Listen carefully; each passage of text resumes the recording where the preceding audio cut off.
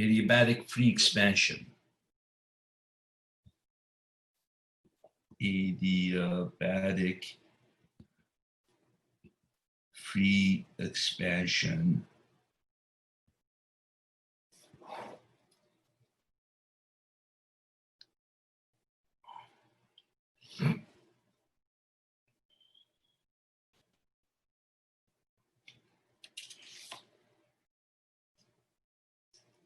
and that one looks like this. If you have a container and let's say it's also sealed, so no heat goes in or out, but then let's say you have a gas like this on the left side of the container, but then you puncture a hole in here, and then you let the gas freely expand. The gas freely expands and occupies a bigger volume, you see. So the volume goes from V1 to V2. So in other words, you basically take this barrier out and then you let the gas expand into the barrier. So what happens in this case? Since you're allowing no heat to come in or out, right, what's going to happen? Well, if we treat this like a regular adiabatic,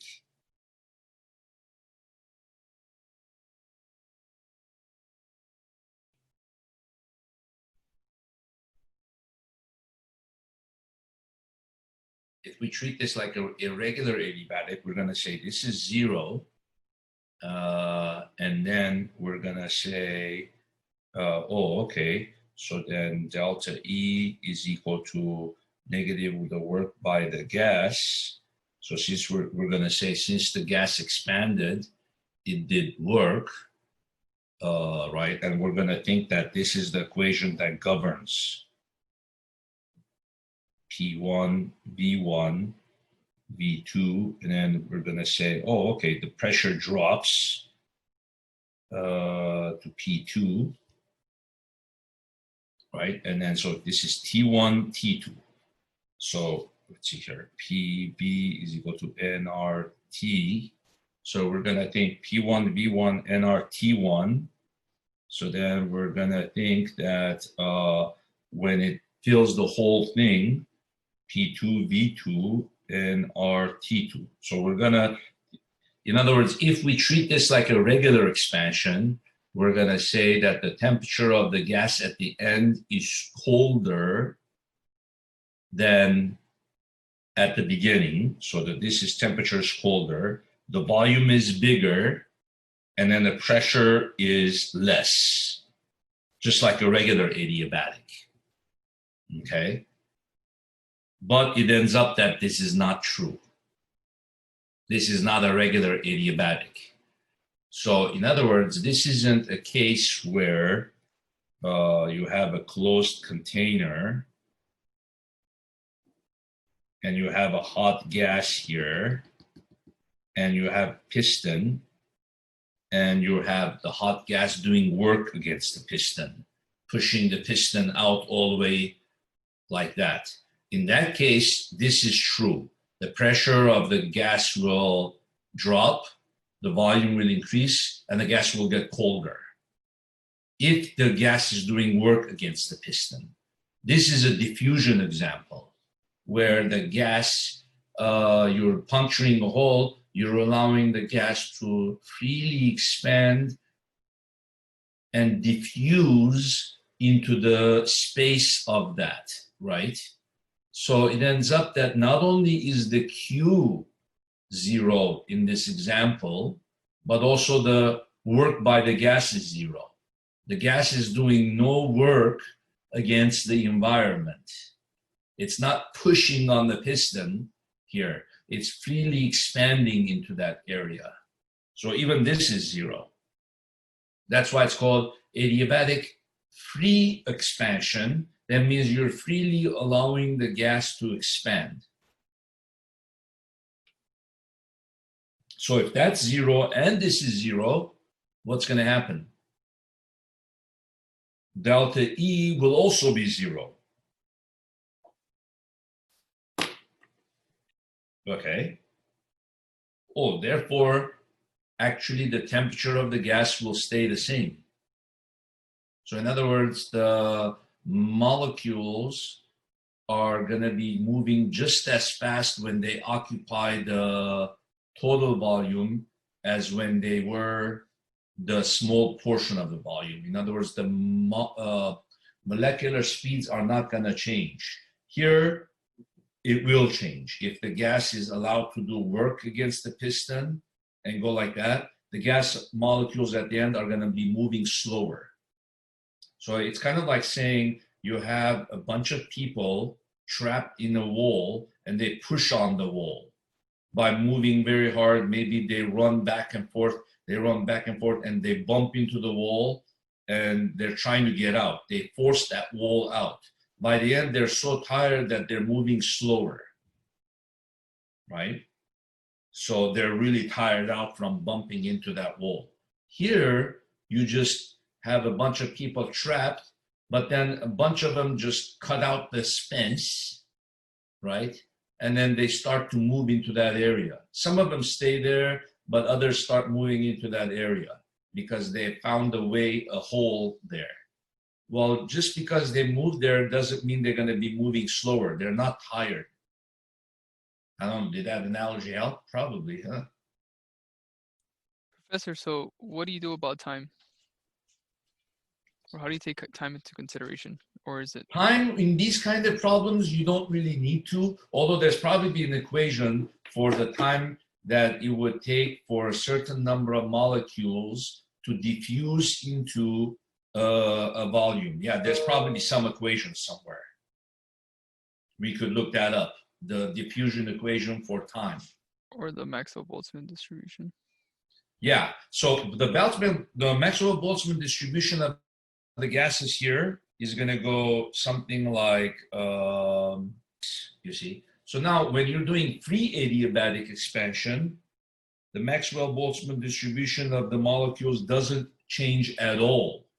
It just simply, you have the same gas now occupying a bigger volume.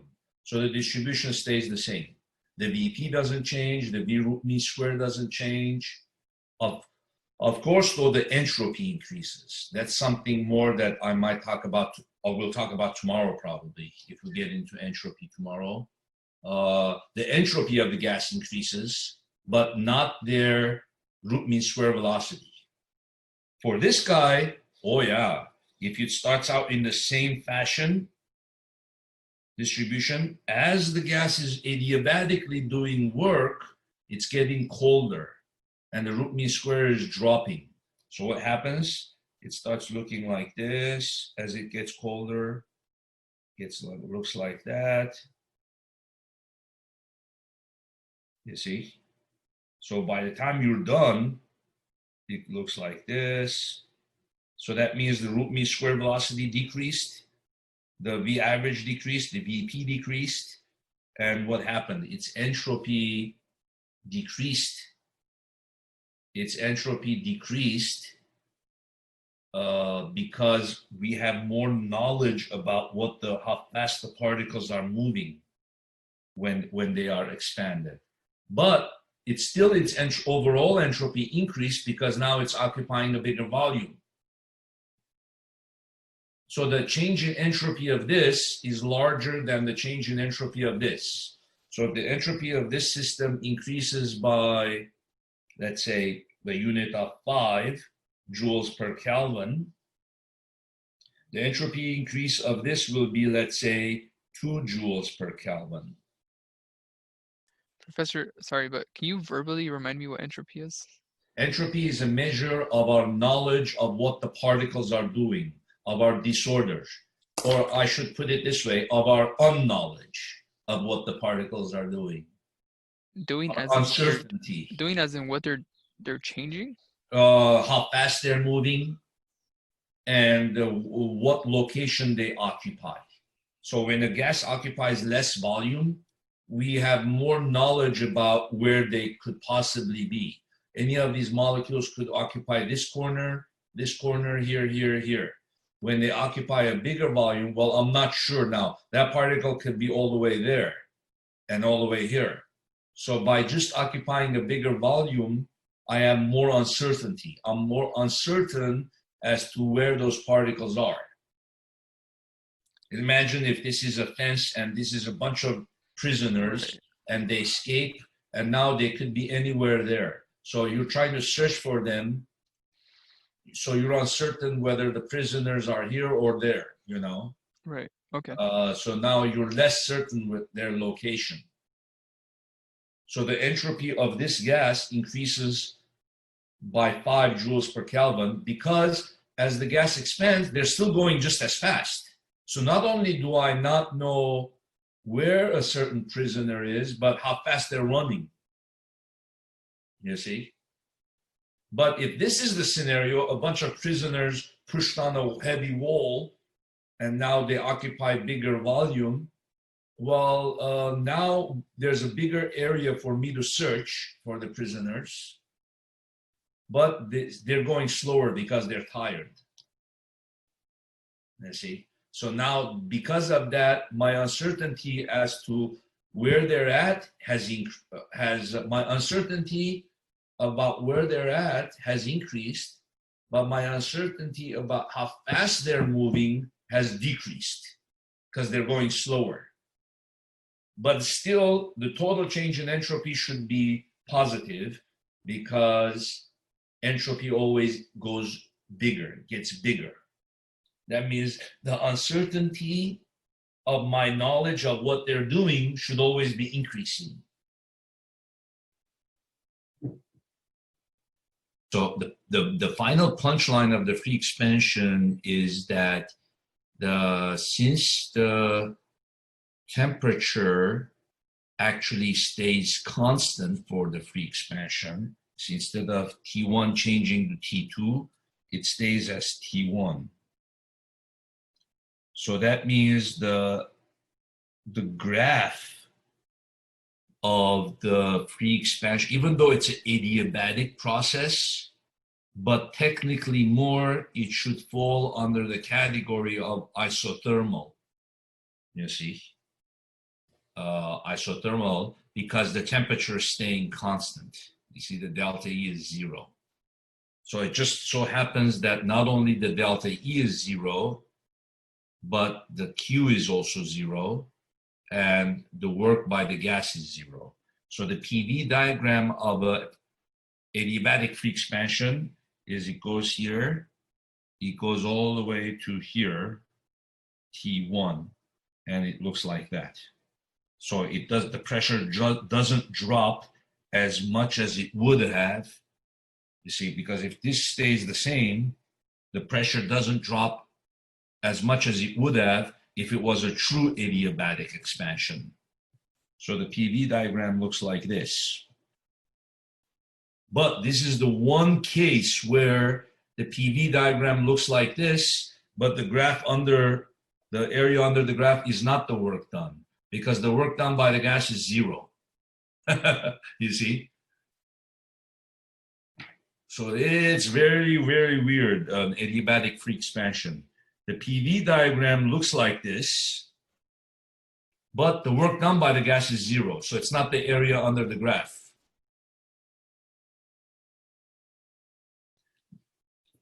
You see? And you might go, what the hell?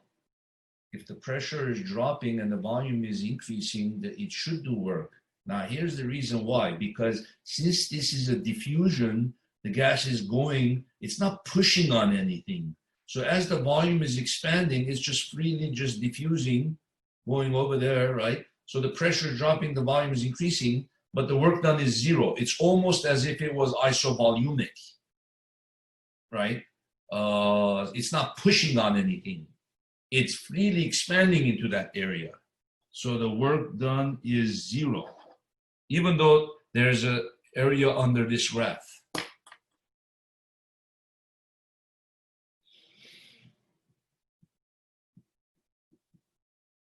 Isn't that weird? Okay.